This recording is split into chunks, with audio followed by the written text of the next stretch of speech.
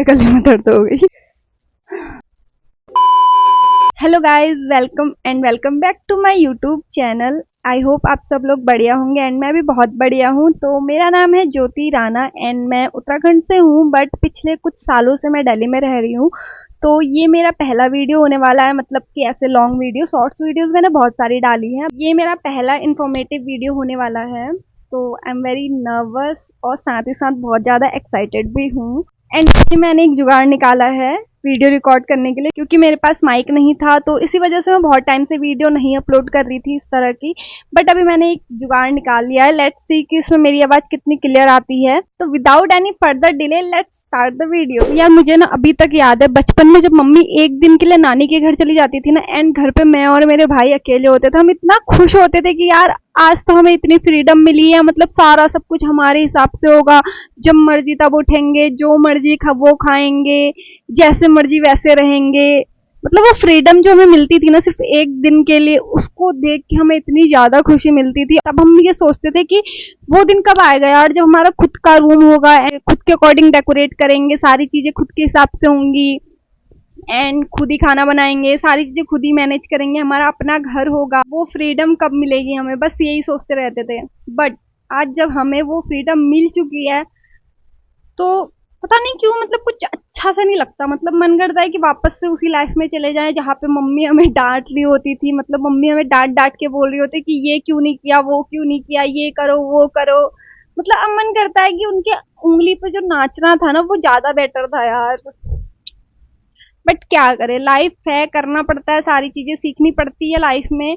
तो मुझे अभी यहाँ पे अकेले रहते हुए पूरे 3.5 साल होने वाले हैं दिल्ली में, एंड मैंने इतनी सारी चीजें सीखी हैं यहाँ पे। मतलब घर पे जो जो चीजें घर पे करने से मैं डरती थी या फिर जिन चीजों से मुझे बहुत ज्यादा डर लगता था, वो सारी चीजें भी मैंने यहाँ पे अकेले फेस करी है। तो बहुत सारी ऐसी चीजें जो मैं आप लोगों के साथ यहाँ पे शेयर करना चाहती हूँ, मे बी आप लोगों को वो आगे जाके हेल्प करेंगी। तो लेट्स स्टार्ट द वीडियो। सबसे पहले बात आती है कि दिल्ली में आने का मोटिव क्या था। मेरा जो दिल्ली में आने का मेन मोटिव था वो था मेरे घर वालों को फाइनेंशियल हेल्प करना। तो मुझे था कि मैं दिल्ली में जाके कोई जॉब करूं और मैं अपने फैमिली को फाइनेंशियली हेल्प करूं और साथ ही साथ अपने ड्रीम्स भी पूरे करूं, क्योंकि लॉकडाउन के टाइम पे मेरे घर में थोड़ी सी फाइनेंशियल दिक्कत आई थी एंड पापा की भी तबीयत उतनी ज़्यादा ठीक नहीं रहती थी। तो मेरा था कि मैं सारी सिचुएशन हैंडल करूं और मैं कुछ फाइनेंशियल हेल्प करूँ अपनी फैमिली को। तो बस इसीलिए मेरे को दिल्ली आना था। But you know typical Indian families कि वो अपनी अकेली लड़की को तो दिल्ली बिल्कुल नहीं जाने देंगे। तो मेरे घर पे भी उस टाइम पे बहुत सारे ड्रामे हुए थे, बहुत सारा रोना धोना भी हुआ था, बट एट द एंड मेरी फैमिली ने मुझे बहुत ज़्यादा सपोर्ट किया था।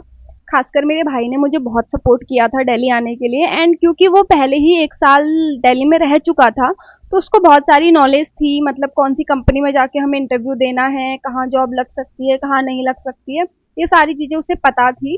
तो उसने मुझे घर से पहले ही रेडी कर दिया था इन सारी चीज़ों के लिए।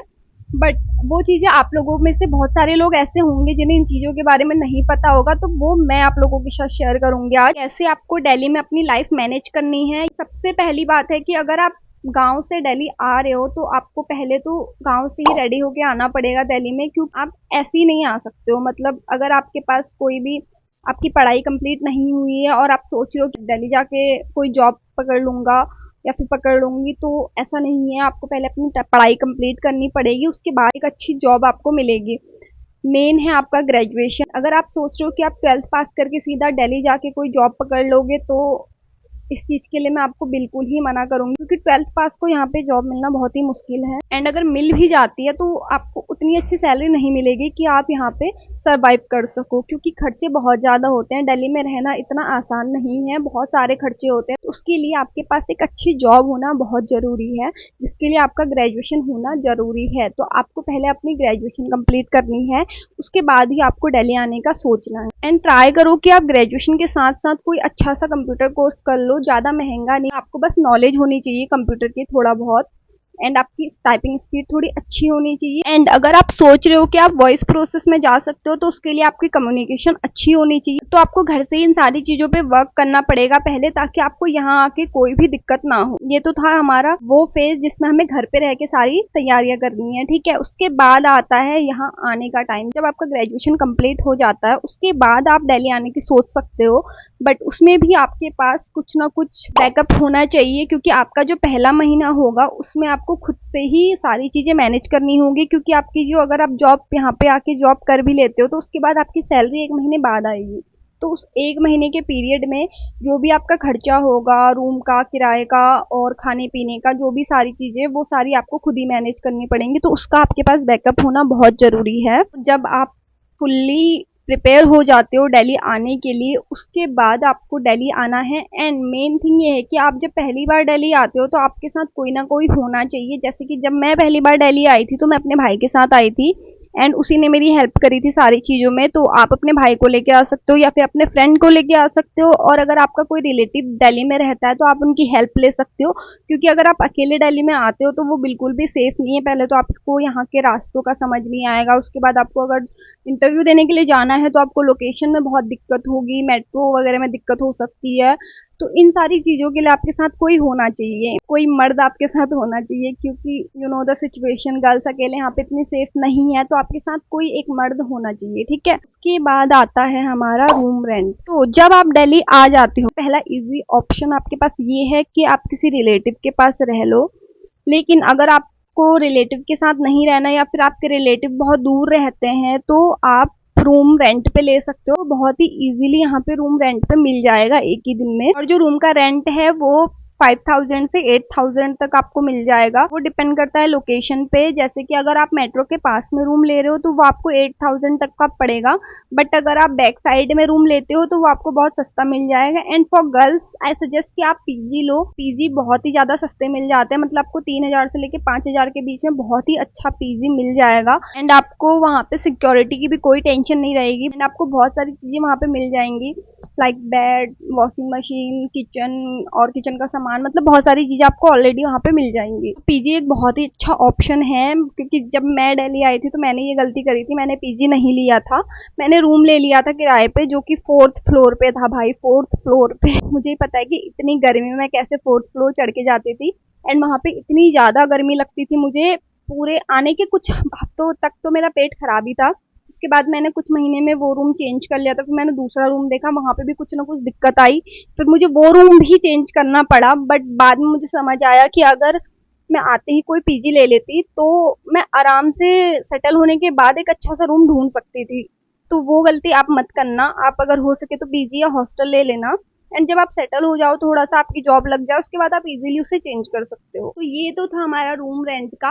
एंड उसके बाद आता है हमारा खाना। अगर आप खुद से रूम पे खाना बनाते हो तो जो आपका खर्चा आएगा वो 2000 से 2500 के बीच में आएगा, ठीक है। इतने में हो जाता है। पिछले 3 सालों से अपने घर पे ही खाना बना रही हूँ, एंड मंथली जो खाने का खर्चा आता है वो 2000 से 2500 के बीच में इजीली मैनेज हो जाता है। आपको गली गली में सब्जी मंडी मिल जाएंगी, एंड सब्जियां बहुत ज्यादा सस्ती होती हैं। जो फास्ट फूड होता है बाहर का वो अवॉइड करना खाना। वो बहुत सस्ता तो आपको मिल जाएगा, लेकिन वो बहुत ही अनहाइजीनिक होता है।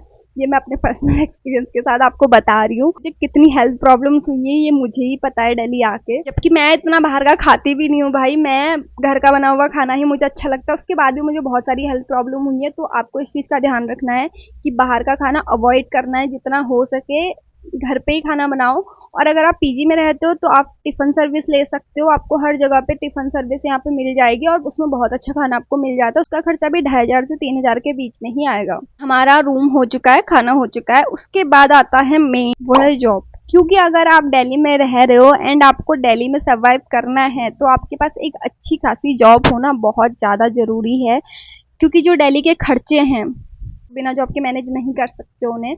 अगर आपको दिल्ली आके भी घर से पैसे लेने पड़ रहे हैं तो फिर कोई फायदा नहीं है आपका दिल्ली आने का। तो आपको यहाँ आते ही सबसे पहले जॉब ढूंढनी है। एंड आपको यहाँ पे बहुत सारी जॉब मिल जाएंगी। बहुत सारी ऐसी MNC कंपनीज हैं जो ग्रेजुएशन वालों को इजीली हायर कर लेती हैं। एंड अच्छी खासी सैलरी आपको मिल जाएगी, मतलब 18 से 20,000 या फिर 22,000, वो डिपेंड करता है कि आपको कितनी नॉलेज है, आपकी कम्युनिकेशन स्किल पे डिपेंड करता है। अगर आप सारी चीज़ों में एवरेज हो ना, तब भी आपको 20,000 तक की सैलरी आराम से मिल जाएगी एंड उसमें आपका खर्चा बहुत अच्छे से चल जाएगा। इवन आप सेव करके घर पे भी पैसे भेज सकते हो। तो ये चीज़ें मैं इसलिए क्लियर कर रही हूँ क्योंकि जब मैं दिल्ली आने वाली थी, मतलब जब मैं घर पे थी, तो मेरे भाई ने मेरे को बोला कि तू घर पे बैठ के क्या ही कर रही है, तू दिल्ली जाके जॉब कर ले। तो मुझे लगता था कि यार मैंने किया ही क्या है, मैंने सिर्फ बीकॉम किया है, तो मुझे कौन जॉब देगा। मैंने कोई कोर्स नहीं किया है, मेरी इंग्लिश इतनी अच्छी नहीं है, मतलब ऐसे पटर पटर मैं इंग्लिश में नहीं बोल सकती हूँ, तो मुझे क्यों देगा कोई भी जॉब। बट मेरा कंप्यूटर अच्छा था, मेरी टाइपिंग स्पीड अच्छी थी, मेरा ग्रेजुएशन भी कंप्लीट हो रखा। बट मुझे नहीं पता था कि इतनी सी चीज़ें करने के बाद भी आपको दिल्ली में जॉब मिल सकती है। तो मेरे भाई ने मुझे बोला कि बहुत सारी जॉब है, तो एक बार चल तो सही। एंड जब मैं यहाँ आई हूँ ना भाई, यहाँ पे भतेरी कंपनियां हैं, भतेरी। मैं उत्तराखंड से बिलोंग करती हूँ, मेरे को पता है कि वहाँ की सिचुएशन कैसी है। वहाँ पे इनकम का कोई भी सोर्स नहीं है। बहुत सारी, इवन सारे लोग ऐसे हैं जो चाहते हैं कि कुछ ना कुछ करे, कुछ कमाए, लेकिन सोर्स ही नहीं है इनकम का कोई भी। तो कोई भी कैसे कमाएगा कुछ भी। तो इसीलिए लोगों को दिल्ली आना पड़ता है। तो मेरा भी यही रीजन था दिल्ली आने का। सारे लोग मेरे को आके बोलते हैं कि यार तुम पहाड़न पहाड़न क्यों करती रहती हो, तुम दिल्ली में रहती हो। भाई मजबूरी है मेरी दिल्ली में रहना, मेरे को कोई शौक नहीं है दिल्ली में रहने का। मेरे को अपना उत्तराखंड बहुत ज्यादा पसंद है और मेरा मन करता है कि मैं वापस वहीं जाके रहूं। एट द एंड मुझे वहीं जाके रहना है। दिल्ली में रहना मेरी एक मजबूरी है, इसका मतलब ये नहीं है कि मैं पहाड़ी नहीं हूँ, ठीक है। इनकम का जो सोर्स है वो दिल्ली में बहुत सारे हैं, मतलब आपको यहाँ पे इनकम सोर्स बहुत सारे मिल जाएंगे।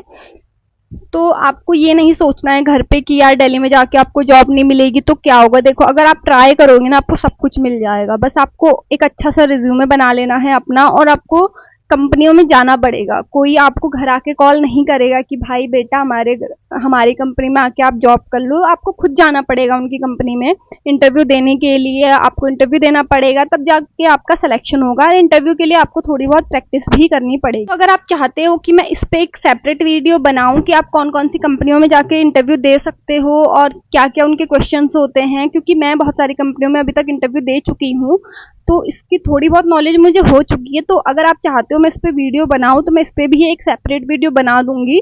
बट आप मेरे को कमेंट करके एक बार जरूर बता देना, ठीक है। उसके बाद आता है ट्रैवल। देखो, अगर आप दिल्ली में रह रहे हो तो ऑब्वियसली आपको यहाँ पे ट्रैवल भी करना पड़ेगा। अगर आपको आपके ऑफिस से कैब नहीं प्रोवाइड की जाती है तो रैपिडो से जाना वो सबसे बेस्ट है, उसमें आपको एसी भी मिल जाएगा। और अगर आपको रैपिडो से नहीं जाना है तो आप ऑटो ले सकते हो। ऑटो मतलब आई थिंक रिक्शा, मेरे लिए ऑटो रिक्शा, मैं दोनों को सेम ही बोल देती हूँ।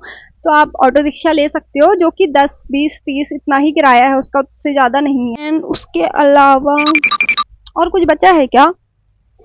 आई थिंक यहाँ पे मैंने सारी चीजें कवर कर ली हैं। अगर कुछ बच गया है तो आप वो मेरे को कमेंट करके बता देना। वो सारी चीजें दूसरी वीडियो में कवर कर लूंगी, क्योंकि यहाँ पे मेरा स्टोरेज पूरा फुल हो चुका है फोन का।